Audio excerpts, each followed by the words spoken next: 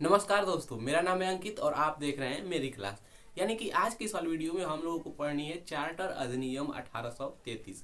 हम लोगों ने regulating act of settlement and Pitt's India act और चार्टर अधिनियमों को पढ़ लिया है। एंड इस वाली वीडियो में हम लोग उसके आगे के अधिनियम यानी कि 1833 वाले अधिनियम के बारे में जानने हैं कि उस वाले अधिनियम में चार्टर अधिनियम 1833 में कौन कौन से प्रावधान ब्रिटिश सरकार ने भारतीयों के लिए लाया था और इससे हमको क्या लाभ था और ब्रिटिशों को क्या फायदा था, उन सब के बारे में हम लोग जानने वाले हैं। तो आइए हम जानते हैं। अगर हम बात करें इस अधिनियम की तो चार्टर अधिनियम 1833 को ना सेंट हेलेना अधिनियम के नाम से भी जानते हैं। इसका दूसरा नाम कह सकते हैं सेंट हेलेना अधिनियम या फिर भारत शासन अधिनियम 1833 है। इसके दो तीन गो नाम है, आप लोग को याद रखने हैं। पहला चार्टर अधिनियम 1833 या फिर सेंट हेलेना अधिनियम या फिर भारत शासन अधिनियम 1833। इसके दो तीन को नाम आप लोगों को याद करने पड़ेंगे। इस अधिनियम का जो पहला प्रावधान था इसमें था कि बंगाल के जो गवर्नर थे, अगर हम बात करें कि बंगाल के गवर्नर जनरल पहले कौन थे तो लॉर्ड वारेन हेस्टिंग्स। और जो बंगाल के गवर्नर जनरल थे पहले ना, उनको बंगाल के गवर्नर जनरल ना कह करके भारत का गवर्नर जनरल कहा जाने लगा। आप लोगों ने अगर पढ़ा होगा रेगुलेटिंग एक्ट में तो उसमें आप लोगों ने पढ़ा था कि जो बंगाल के गवर्नर थे, बंगाल के गवर्नर को न रेगुलेटिंग एक्ट के तहत बंगाल के गवर्नर न कह करके बंगाल का गवर्नर जनरल कहा जाने लगा। तो हम कह सकते हैं कि बंगाल का गवर्नर, अंतिम गवर्नर कौन था तो लॉर्ड वारेन हेस्टिंग्स, और बंगाल का प्रथम गवर्नर जनरल कौन था तो लॉर्ड वारेन हेस्टिंग्स। ये दोनों यही होंगे, एक प्रथम और एक अंतिम, क्योंकि रेगुलेटिंग एक्ट में ही इनका नाम यानी कि इस पद का नाम चेंज किया गया था। ठीक है। और 1833 के चार्टर अधिनियम यानी कि सेंट हेलेना अधिनियम के अंतर्गत जो ये बंगाल के गवर्नर जनरल थे, इनको बंगाल का गवर्नर जनरल ना कह करके पूरे भारत का गवर्नर जनरल कहा जाने लगा। अब हमारा जो पहला इसमें जो दूसरा प्रावधान है कि भारत में ना दास प्रथा को समाप्त कर दिया गया। और दास प्रथा देखिए नियम आया है कब 1833 में, यानी कि चार्टर अधिनियम को 1833 में लाया गया है और दास प्रथा को ही यानी कि दास प्रथा को भी 1833 में ही समाप्त किया गया है। लेकिन 10 सालों के बाद, यानी अगर हम 33 में 10 जोड़ेंगे तो 10 सालों के बाद फिर से भारत में दास प्रथा को चालू कर दिया जाता है यहाँ पे। तो इतना आप लोगों को ध्यान देना है कि नियम के अकॉर्डिंग दास प्रथा को यहाँ पर बंद किया गया है, लेकिन नियम के लागू होने के 10 सालों के बाद फिर से दास प्रथा को शुरू कर दिया गया है। अगर हम बात करें कि दास प्रथा कहते किसे हैं तो किसी ऐसे व्यक्ति जो किसी और व्यक्ति के अधीन में काम करे, जैसे हम हैं और हम किसी के अधीन में काम करेंगे, या यहाँ तक कि जो भी एक्टिविटी हमको करनी है, शादी विवाह बाल बच्चा इलाज उलाज जो भी करना है, वह जिसके हम गुलाम हैं उससे पूछ करके करना होता है। अगर आप लोगों ने देखा होगा बाहुबली फिल्म, तो बाहुबली फिल्म में जो ये कटप्पा होता है वह ना महिष्मती साम्राज्य का दास होता है, यानी कि उसको अपने स्वेच्छा से कुछ भी करने की आवश्यकता नहीं होती है और उसके पूर्वज भी उसी साम्राज्य के दास थे। तो एक बार कटप्पा का किसी दूसरे देश के राजा से युद्ध होता है, तलवारबाजी होती है वहां पे, तो कटप्पा उस राजा को हरा देता है और वह राजा खुश होकर के बोलते हैं कि कटप्पा आपको हम आजाद करेंगे। तो कटप्पा वहां पे मना करता है कि नहीं, हम इस जो ये साम्राज्य है हम इसके दास हैं और आने वाली हमारी जितनी भी पीढ़ियां हैं वो सभी इस साम्राज्य की दास बनी रहेंगी।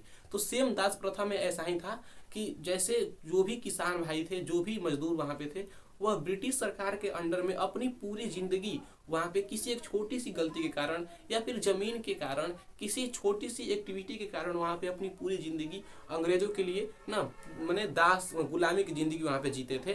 तो इसी तरह के जिंदगी को चार्टर अधिनियम में समाप्त किया गया, लेकिन फिर से 10 सालों के बाद इसको लागू कर दी गई। ठीक है। अब आइए हम समझते हैं आगे। अब देखिए इसमें जो हमारा अगला प्रावधान है कि कंपनी के अधिकार को, यानी कंपनी जो ये व्यापारिक अधिकार थे कंपनी के व्यापारिक अधिकार को समाप्त कर दिया गया और वो भी पूरी तरह से, यानी कि कंपनी व्यापार नहीं कर सकती है। लेकिन यहाँ पे कंपनी केवल व्यापार नहीं करेगी, बाकी सब चीज करेगी, एवरी चीज करेगी, केवल व्यापार को छोड़ करके। देखिए कैसे कंपनी के व्यापारिक अधिकार को समाप्त कर दिया गया, लेकिन बाद में कंपनी, यहाँ पे कंपनी का मतलब ईस्ट इंडिया कंपनी से है, ध्यान दीजिएगा आप लोग।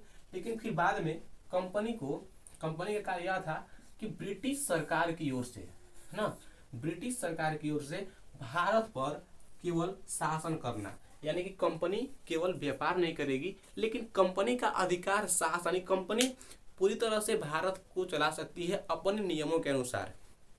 ठीक है, यहाँ पे कंपनी को केवल व्यापार करने के लिए ना व्यापार पे पाबंदी लगाई गई थी इस अधिनियम में, लेकिन कंपनी पूरी तरह से भारत में शासन कर सकती है, इसकी कंपनी को छूट दे दी गई थी। साथ ही हम लोग और आगे बढ़ेंगे तो यहाँ पे देखिए ये जो है ना गवर्नर जनरल के द्वारा, देखिए ये बहुत महत्वपूर्ण है और यहाँ से आप लोग के एग्जाम में क्वेश्चन पूछेंगे भी। गवर्नर जनरल के द्वारा संपूर्ण देश के लिए बजट तैयार की गई, यानी कि इस अधिनियम में, चार्टर अधिनियम में गवर्नर जनरल को यह छूट दिया गया कि वह भारत के लिए, संपूर्ण भारत के लिए, यानी कि अपने संपूर्ण देश के लिए, उस समय में बांग्लादेश, पाकिस्तान ये सब एक में थे, भारत भी था, वो उस समय में पूरा अखंड भारत था कह सकते हैं। तो 1833 में हम क्या होता है कि गवर्नर जनरल के द्वारा संपूर्ण भारत के लिए, अपने देश के लिए पहली बार बजट तैयार करने की यहाँ पे प्रावधान किया गया। लेकिन ध्यान दीजिएगा कि चार्टर अधिनियम के द्वारा बजट पेश नहीं किया जाता है, बस बजट तैयार करने को कहा गया था, किसको? गवर्नर जनरल को। अब बजट कब आया है, कैसे आया है, ये एक अलग टॉपिक हो गया, तब हम अगले अधिनियम जब पढ़ेंगे तब उसमें हम लोग जानेंगे। ठीक है, लेकिन अभी आप लोगों को केवल इतना ही ध्यान में रखने हैं कि गवर्नर जनरल को चार्टर अधिनियम यानी कि सेंट हेलेना अधिनियम के द्वारा पूरे भारत के लिए बजट तैयार करने की यहाँ पे छूट अधिकार दे दिया गया। अगली अगर हम बात करें प्रावधान की, तो एक समिति होती है विधि समिति कहिए या फिर विधि आयोग कहिए, और विधि आयोग का काम था उस समय में कोई भी नियम लाना, कानून लाना यहाँ पे। ठीक है, और विधि आयोग को हम लोग इंग्लिश में लॉ कमीशन ऑफ इंडिया के नाम से भी जानते हैं। तो विधि आयोग में उस समय में 4 गो सदस्य थे। देखिए लॉर्ड मैकाले एगो हो गया और 3 गो अन्य थे, तो ये एगो हो गया और 3 गो हो गए, 3 गो अन्य थे, तो एगो और 3 गो 4 गो हो गए। तो जो भारत की जो विधि आयोग थी, यानी कि जो पहली बार भारत में जो विधि आयोग की स्थापना होती है वह 1834 में होती है। कब होती है? 1834 में होती है। 1834 में विधि आयोग के अध्यक्ष कौन होते हैं? तो लॉर्ड मैकाले। और उस समय में इसकी स्थापना इसलिए किया गया था क्योंकि जो कानून थी और कानून की स्पष्टता के लिए, नए नए कानून के लिए यहाँ पे इसका प्रावधान किया गया था कि भारत में नए नए कानून लाया जाए, या फिर जो भी कानून अभी वर्तमान में है उस पर कोई ना कोई काम किया जाए, बस इसका केवल इतना ही काम था। अभी जो भारत में विधि आयोग थी ना, अभी भारत की विधि आयोग 22वीं है, यानी कि भारत में 22वीं विधि आयोग यहाँ पे बनाई गई है। कई बार आप लोग एग्जाम में क्वेश्चन भी ऐसे पूछता है कि भारत के प्रथम विधि यानी कि स्वतंत्र भारत के प्रथम विधि आयोग की स्थापना कब होती है? तो 1955 में, जिसके अध्यक्ष MC शीतलवाड़ा होते हैं। ठीक है, इतना आप लोग वहाँ पे ध्यान देने हैं। और ये लॉर्ड मैकाले विधि आयोग के अध्यक्ष थे। किस अधिनियम के अनुसार विधि आयोग भारत में स्थापित की गई थी? तो चार्टर अधिनियम 1833 के अनुसार। और विधि आयोग के उस समय में कितने अध्यक्ष थे, यानी कितने सदस्य थे कह सकते हैं? तो 4 गो, और जिसमें से 3 गो अन्य थे और एगो मुख्य था। तो मुख्य का ही आप लोगों से नाम यहाँ पे पूछेगा। ठीक है, अब देखिए यहाँ पे एक और यहाँ पे लाया गया था कि कंपनी की यानी कि चार्टर अधिनियम, यहाँ पे चार्टर अधिनियम की धारा थी एगो 87, और इस धारा के अनुसार कंपनी के किसी भी पद पर किसी भी व्यक्ति आश्रित हो सकते हैं, बस उसके लिए ना उसको कुछ वहाँ पे एलिजिबिलिटी पूरे करने होते थे। ऐसा नहीं है कि किसी धर्म का है तो वहाँ पे नहीं बैठेगा, उसका रंग रूप काला है या फिर वो विकलांग है तो नहीं बैठेगा, ऐसा भी उसमें नहीं था। बस कोई भी व्यक्ति हो, बस उस पद के लिए वह एलिजिबल है तो वह उस पद में बैठ सकता है। ठीक है, अब यहाँ पे ये जो है ये भी बहुत ही महत्वपूर्ण है कि कंपनी के किसी भी पद पर किसी भी व्यक्ति को बैठाया जाता था, वह किस अधिनियम के धारा यानी कि वह किस धारा के अनुसार वहाँ पे उसकी ना नियुक्ति होती थी? तो धारा 87 के अनुसार। ये पूरी हमारी रही चार्टर अधिनियम में। लेकिन फिर से हम इसको एक बार ना रिवाइज करते हैं, यानी कि रिवीजन करते हैं। अगर हम बात करें अपने भारत की, तो सबसे पहले युद्ध होता है 1757 में, प्लासी का युद्ध, जहाँ से अंग्रेजी शासन की नींव भारत में पड़ी है। और उसके बाद 1764 में एक और युद्ध होता है, बक्सर का युद्ध।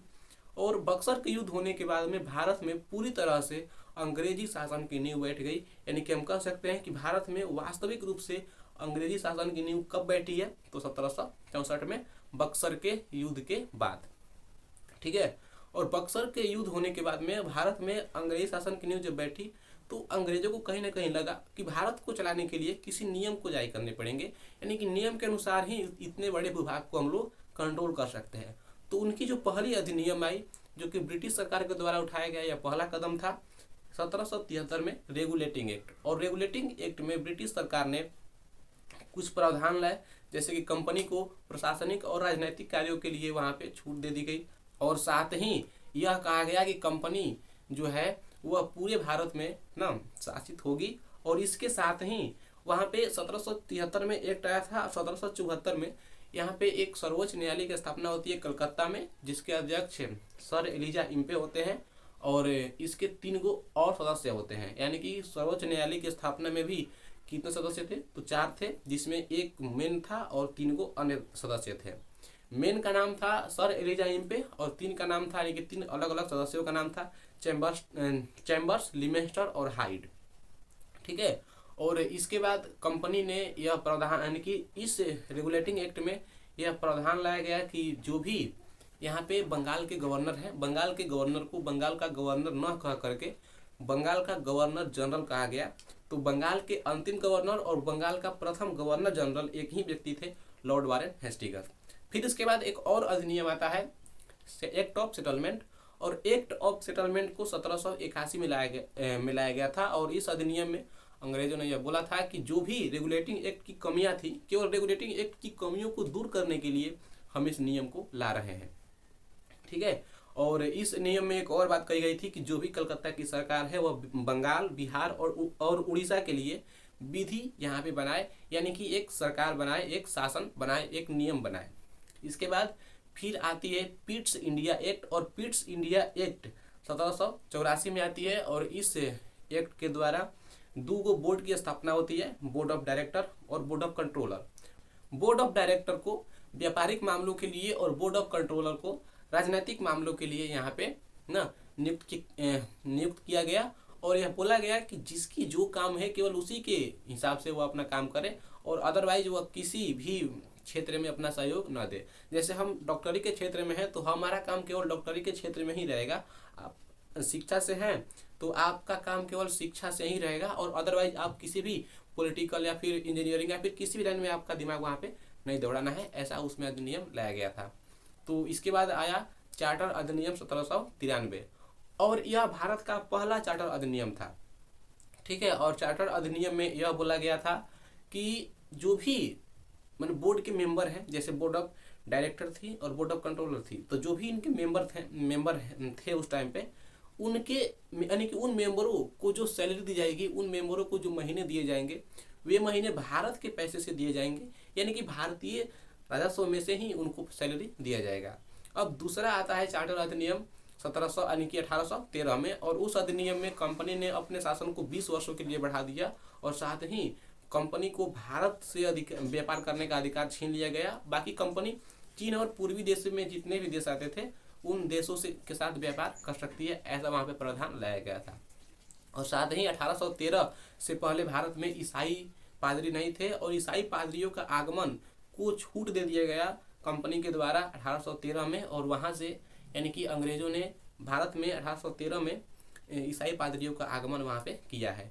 और 1813 के चार्टर अधिनियम को नया करने के लिए फिर से अधिनियम आता है चार्टर अधिनियम 1833। और यहाँ से आप लोगों से क्वेश्चन पूछ सकता है ऐसे कि चार्टर अधिनियम 1813 को नवीनीकृत करने के लिए किस अधिनियम को अंग्रेजों द्वारा लाया गया था, तो चार्टर अधिनियम 1833, जो कि 20 वर्षों के बाद आया थे, 20 वर्षों के बाद आया है यह।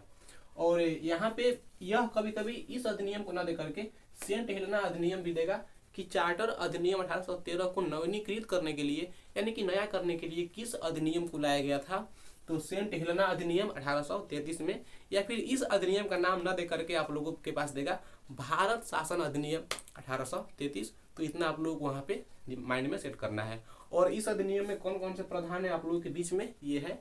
तो आई होप कि आप लोगों को ये वीडियो अच्छे तरीके से समझ में आ गई होगी, एंड मिलते हैं एक अगली वीडियो में एक नए टॉपिक के साथ। तब तक के लिए धन्यवाद।